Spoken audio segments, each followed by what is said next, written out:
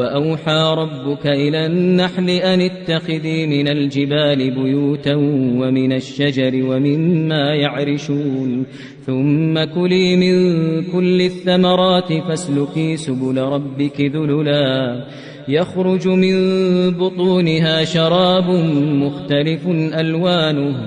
يخرج من بطونها شراب مختلف ألوانه فيه شفاء للناس إن في ذلك لآية لقوم يتفكرون والله خلقكم ثم يتوفاكم ومنكم من يرد إلى